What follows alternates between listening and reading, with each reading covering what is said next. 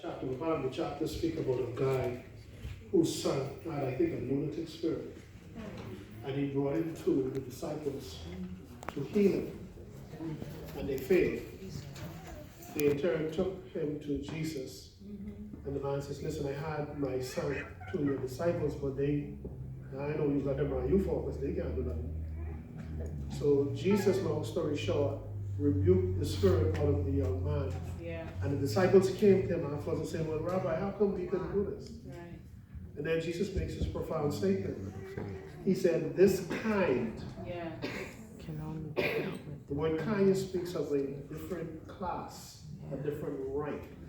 This is not your regular type evil forces. Yeah. Just like the dog latching. You try to stop him, but he's still moving as if you don't even exist. Right. So the scripture says that this kind will only come out through prayer and fasting.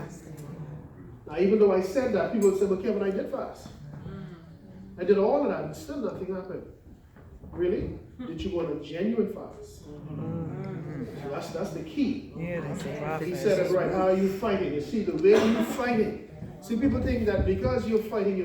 No, you could be fighting a losing battle. But if you applying the biblical strategies. Now, what is a genuine fast? Well, I did a video on this. If you go into the book of Isaiah 58, Yeah. it starts off where the children of Israel was complaining to the prophet Isaiah, and man, look here, we've been on the fast and ain't nothing happening. And he said to them, he said, well, first of all, you guys on the fast, you're still fussing one another, you're still angry, you're still cheating one another. What kind of fast is this? You're still cussing and carrying on, right? But when we drop to verse 6, Isaiah says, God says, is not this the fast that I've called you to do? Yes. And this is what the fast is going to do. What I'm about to repeat to you, there are 4 things that is going to be said in verse 6 of Isaiah 58 that deals with spiritual stuff. There's nothing in this is physical. Yeah. He says the fast, the first thing is to do, well, first of all, who is he speaking to? The children of Israel. These are the people of God. Yeah. So don't let's get confused here. So in verse 6 he says, the fast number 1 is to break the bonds of wickedness. Yes. Yeah. Now let's be clear. He didn't say that they were wicked. Yes. But spiritually he's saying that there are bonds of wickedness that's limiting or restricting their progress. Because if you're bound, you're limited in your freedom. Yeah. He says to break the bonds of wickedness, to undo heavy burdens you've been told don't belong to you. To set the captives free. And number 4, to break every yoke. Stick a pin in there. As we progress along the scriptures, he now tell you how you achieve this. He says, now while you're on a fast, the comforts that you would have enjoyed prior to the fast, your 3-course meals, the roof over your head, the clothes on your body, and so on. He said, now you must ensure while you're making this sacrifice that somebody else is receiving this. Read the scriptures. Read the scriptures. So he says, while I'm fasting, I must see now, hold on, there's somebody out there on the streets hungry. Let me go get them some Kentucky. Let me go get them some Wendy's. Let me get them some breakfast. Somebody who's short on their rent or mortgage, let me take the extra couple of dollars. Let me hook them up in a hotel room or whatever. He says, do this. And then I think in verse 8, he said, in fact, let's turn here, man, because this is the last one I really want to read this here, because this showed me that you were fighting wrong. And that's the reason why you wasn't getting the results you wanted. Yeah. So let's quickly go to Isaiah 58. Be done here. Isaiah 58. Yeah. Isaiah 58. Isaiah 58. I'm going to start from verse 1. Isaiah 58, beginning at verse 1. And this is the prophet Isaiah speaking to the church. I'm taking my time with this because this is very pivotal for everybody in here. Yes. Everybody here needs to hear this because don't you ever feel that because you were on a fast and did not fulfill these requirements, don't expect to get the result that these requirements predict that you should have. So Isaiah says, cry out loud, spare not, lift up thy voice like a trumpet, and show my people, God says, show my people their transgression, and the house of Jacob their sins. Yet they seek me daily, and they like to know my ways, as a nation that did righteousness and forsook not the ordinance or the laws of their God. They ask of me the ordinance or the laws of justice. They take delight in approaching to God. Wherefore have we fasted? Now this is where they're complaining now. They say, we have fasted, say they, and thou we see nothing happening. Wherefore have we afflicted our soul. We wasn't eating nothing, we ain't drinking nothing. And thou takest no knowledge. God, you ain't even checking for us. Behold, in the day of your fast, you fast for pleasure. And exact on your labor. You all know that?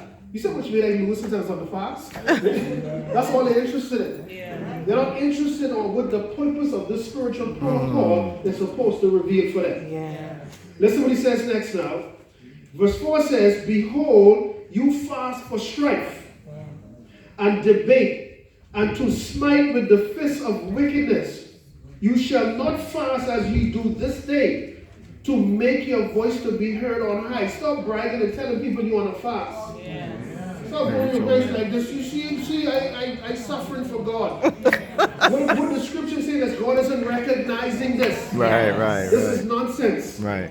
Verse 5 says, it is such a fast. Is this such a fast that I've chosen? So he's asking the question. I didn't choose this for you. He says, is it such a fast that I have chosen? A day for a man to afflict his soul? Another question. Is it to bow down his head as a bulrush and to spread sackcloth and ashes under him? Wilt thou call this a fast and an acceptable day of the Lord? Listen to verse 6. Is not this the fast that I have chosen? To loose the bands of wickedness. So who he's talking to, this is key. He's talking to the people of God. He says, even though I am your God, you are restricted spiritually. Hence, you need the fast to break the bonds of wickedness that has limited you spiritually, that was causing you not to go forward physically. So he says here, is not this the fast that I've chosen to loose the bands of wickedness, to undo the heavy burden? What is this burden? The ancestral and generational curses you've been carrying, which never belonged to you. He says to undo the heavy burdens and to let the oppressed go free, and that you break every yoke. But again, who is he speaking to? The people of God. Verse 7. Is it not to deal thy bread or to give thy bread to the hungry? This is why you're fasting. Give your bread to the hungry, and that thou bring the poor that are cast out to thy house. Now I know some of you, bring him in my place. Well, go put him in a place. Go rent a motel for them. Do something. Do what the scripture says. Yes. That's why I keep telling you, don't listen to these clowns with bring $1,000 to you. Listen to what the scripture says. The scripture is making God rule clear. So any clown come to you but sow $1,000 seed and God can give you a husband, we'll call the police for that. So listen what he says. Is it not to deal thy bread to the hungry, and that thou bring the poor that are cast out to thy house? When thou seest the naked, that thou cover him, and that thou hide not thyself from thy own flesh. He says, while you are on this fast, making the sacrifice, you must now go out there and tend to the needs to other people. This is a genuine fast. If you weren't doing this, you're fighting wrong. And this is why the strong man, that's what you saw. The strong man was walking in your place like he owned the place. No matter what you said at him, because he know and he understand the rules. That if this young man or this young woman isn't obeying the rules of God, they ain't got no say on me. I can come and move and do what I want to do. So the scripture goes on to say in verse 8, because it's now going to give the results of following this specific protocol. Listen to verse 8. Then, conjunction. Meaning that this, what he's about to say, only could have happened if we followed the protocol. Then shall thy light break forth as the morning. What light is he talking about? Then shall things illuminate. Then shall things make sense to me. Oh, just like the things I'm telling you now, it's just triggering off things in your mind. Oh, I had the same dream. Oh my God. Oh, now it makes sense. So he says, then shall thy light break forth as the morning. Listen to this piece now. And thy help shall what? Spring forth speedily. Oh, Who was he talking to again? The people of God. Yes. Who was he talking to? The people of God. Remember I told you all the mama them who been saved for 800 years, getting their leg off from diabetes, gonna walk on cane, serve God all their life. The scripture said that their health would have come forth speedily. So what does that tell me? Something was hindering it. Yes. Yes. My God. But the scripture is giving me the antidote, apostle, to put a FedEx rush on my healing. But I must follow a protocol. Yes. So he says here, then shall thy light break forth as the morning, and thine health shall spring forth speedily, and thy righteousness shall go before thee. The glory of the Lord shall be thy rare reward. Then shalt thou call. Listen to this now. This is all because of the fast. Then shalt thou call, and the Lord shall answer. So that tells me he wasn't answering me before. This is what the scripture saying. I was playing church all along. I was doing everything they tell me to do. But because I did not engage to deal with this specific order of evil, God wasn't hearing me. That's why the fellow was walking through your place. Expecting to see these when they're top next. Let me see. So what if you're going to mess up the car with me? We're going to shut that engine down. You know, I tired of these 4 burners on the stove working, so I'm going to yuck 2 out in here, so it can take longer to cook that Sunday meal. If you make me upset enough, I'll only leave him with 1 burner. I'm saying happening by accident. Listen to the scripture. Listen to verse 9. Then shalt thou call on the Lord. Then shalt thou call, and the Lord shall answer. Thou shalt cry, and he shall say, here I am, now I'm here. If thou take away from the midst of thee, listen to this carefully now, the yoke or the burden, the putting forth a finger and speaking, stop gossiping while you're on the fast. Stop it. He's giving you the protocol. My God. He's giving you a preview. You want the success that you want permanently. Then follow this rule right here. Jesus. He says, here I am, if thou take away from the midst of thee the yoke. What is this yoke? The putting forth of the finger, speaking vanity, foolishness, running out garbage. Verse 10. And if thou draw out thy soul to the hungry, he's back here again, and satisfy the afflicted soul, helping those who are in a less fortunate position. It was never by accident, I want you to hear this, that the minute you decide to go on a fast, your auntie called you to say she needs $200. It isn't by accident that you decide to go on a fast and you pull up to the red light and some beggar came there. Yes, yes. God is giving you the opportunity to participate in His law so that He can now give you what you are seeking. That's a fact. That's a fact. Verse 10, and it shall, if thou draw out thy soul to the hungry, and satisfy the soul, the afflicted soul, then shall thy light rise in obscurity. So that means you were in darkness. Yes. But you're a Christian. Listen what it says, in obscurity, and thy darkness be as the noonday. Everything is going to become illuminated now. I like verse 11. And the Lord shall guide thee continually. I must ask the question. Before the fast, who was guiding thee?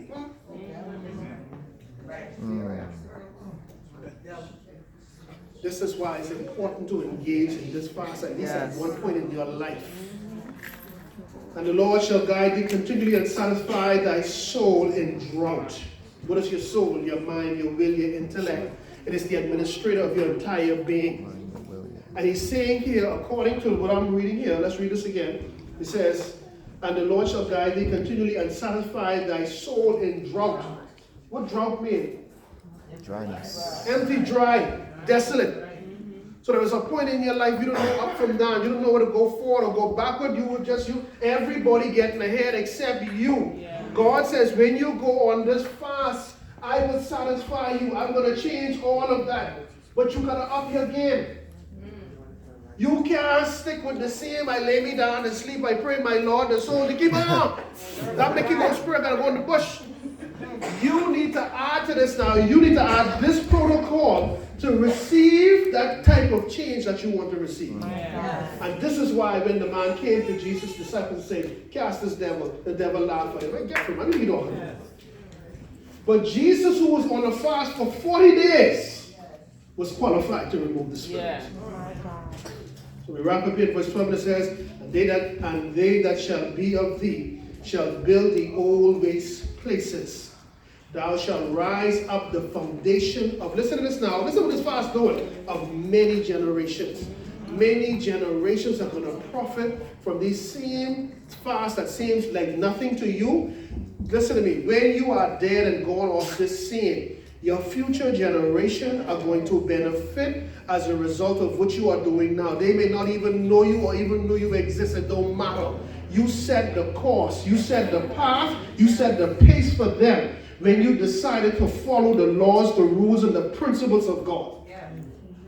God say, listen, those that do evil and serve other God, he says, I will deal with them to the 4th generation, but them that love me, he say, up to the 1,000th generation, he will bless them.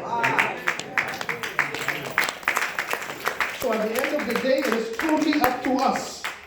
You could take this information and toss it in the bush and say, this boy is nothing but an Obian boycott. You could say that. Or you could take this information and apply it to your life.